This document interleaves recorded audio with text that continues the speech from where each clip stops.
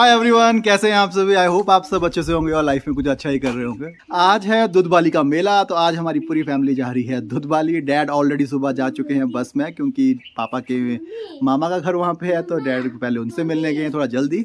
Mummy, मैं, छोटी mummy और मेरे साथ है ईशा और वीवी। तो हम सब आज बने हैं पहाड़ी पूरे ट्रेडिशनल ड्रेस में, क्योंकि गांव में जो मेले होते हैं सब जाते हैं उसमें ट्रेडिशनल ड्रेस में ही।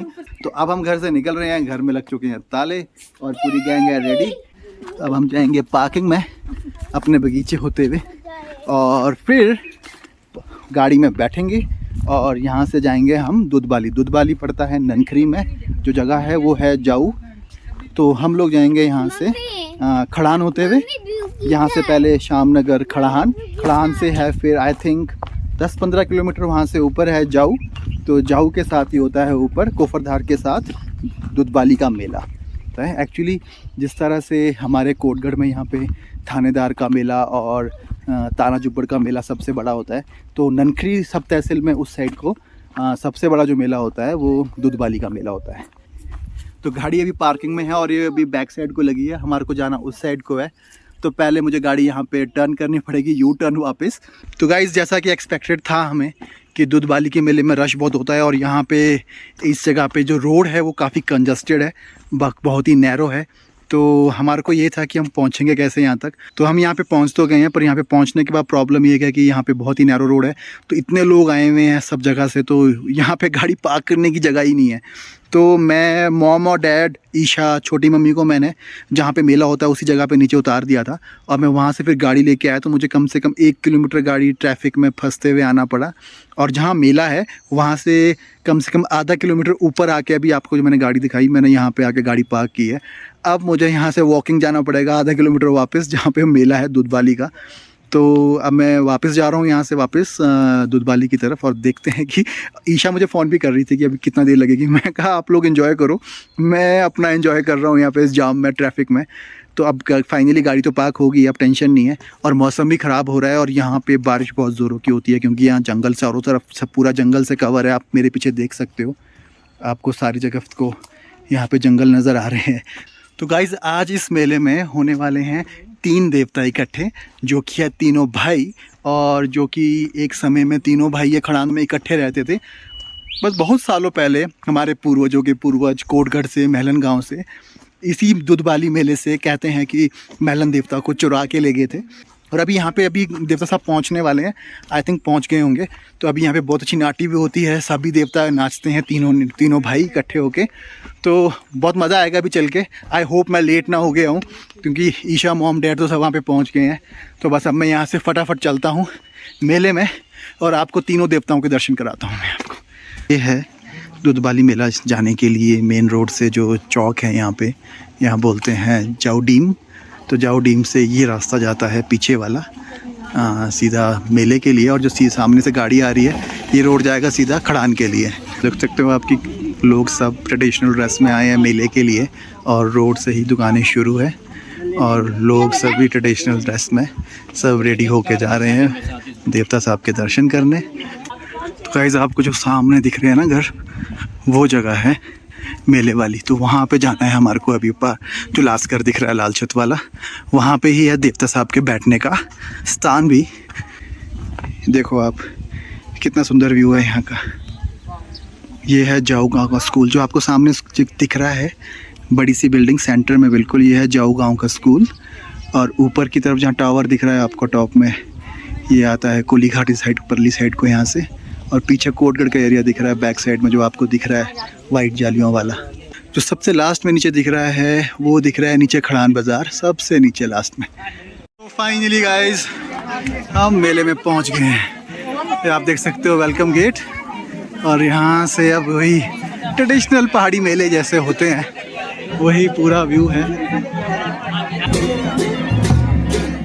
मेले में पहुंचते ही जो नज़ारा सामने होता है उसको देख के दिल खुश हो जाता है। तीनों देवता भाई एक साथ सामने नाच रहे होते हैं। तो चलिए, जो लोग नहीं जानते हैं कि देवता महलन कैसे खड़ान से देवता कोटगढ़ बनते हैं, एक छोटी की कहानी के माध्यम से आपको बताता हूँ। ये बात उन दिनों की है जब कोटगढ़ खनेटी और सदोच रियासत में देवता कान्हा सर्वोच्च थे, पर उनके बाद कोटगढ़ क्षेत्र में कोई देवता ना होने की वजह से वहाँ के लोग बहुत चिंतित थे। सभी लोग कचेली नाग देवता, जिनका मंदिर तानाजू बर्जरोल कोटगढ़ में स्थित है, के पास जाते हैं और अपनी समस्या से अवगत करवाते हैं।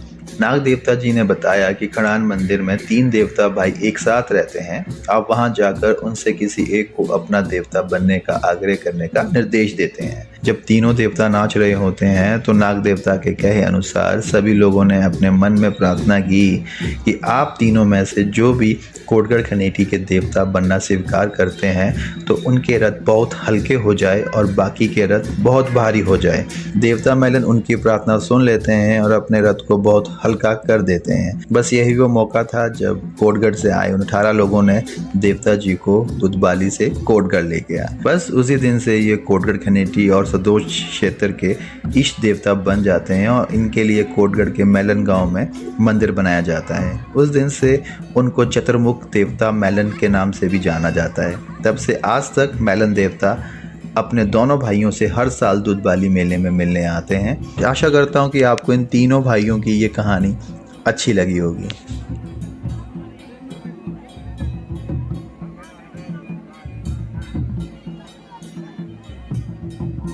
कम तो फाइनली बीवी को आया गिटार पसंद। बीवी को क्या चाहिए था, ब्लू गिटार, जो कि नहीं मिला तो फिर फाइनली बीवी ग्रीन गिटार पे मान गया। तुम उसको पकड़ के रखो, तुम बच्चा घूम करोगी मेले में और कुछ नहीं होगा। I need that bracelet. अभिषेक को दिखेगा ब्रेसलेट वाला। यहाँ पे दिखे हमारे को कुछ ब्रेसलेट से बनाने वाले। विवी ने ब्रेसलेट बनाया है, जस्ट शो मी। हमने विवी के नाम का ब्रेसलेट बनाया है, विवियन।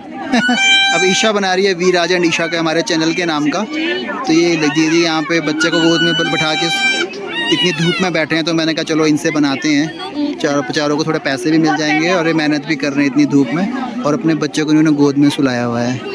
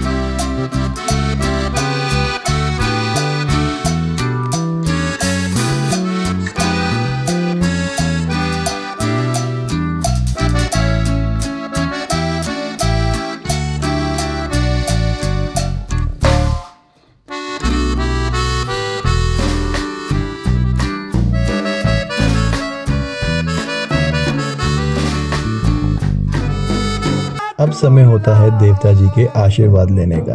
तो पहले जाते हैं ईशा और विवी, जो कि जाके तीनों देवता जी का आशीर्वाद लेके आते हैं, और उसके बाद आती है मेरी टर्न। तो मैं जाके तीनों देवता जी का आशीर्वाद लेता हूँ। आशीर्वाद लेने के बाद जैसे ही हम बाहर आते हैं, उसी बीच मुझे मिलता है राहुल, जो कि है मेरा पड़ोसी, बिल्कुल मेरे घर के साथ इसका घर है। तो इससे मिलके बहुत अच्छा लगा, ये हमें बहुत साल के बाद मिला, तो ये भी हमारे को यहीं पे मिल गया। राहुल से मिलने के बाद हम बढ़ते हैं नाटी की तरफ, और वीवी तो ग्राउंड में जाके ढोल नगारों को देख के इतना खुश हो जाता है कि नगारा बजाने वाले अंकल की गोद में जाके बैठ जाता है।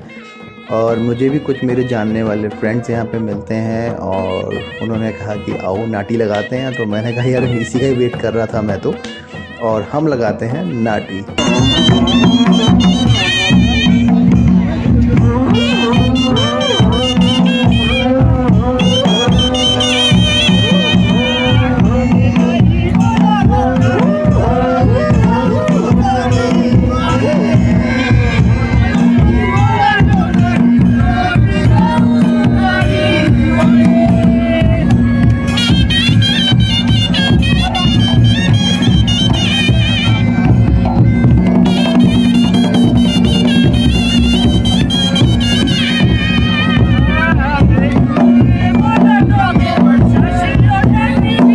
मेले में बहुत सारी मस्ती करने के बाद अब टाइम होता है अपने घर वापस जाने का। तो बस दुधबाली मेले से सभी देवताओं का आशीर्वाद और बहुत सारी यादों को लेकर हम बढ़ते हैं अपने घर की तरफ। तो दोस्तों आज के लिए बस इतना ही। मिलते हैं आपसे नेक्स्ट व्लॉग में एक नए वीडियो के साथ। तब तक के लिए take care and bye bye.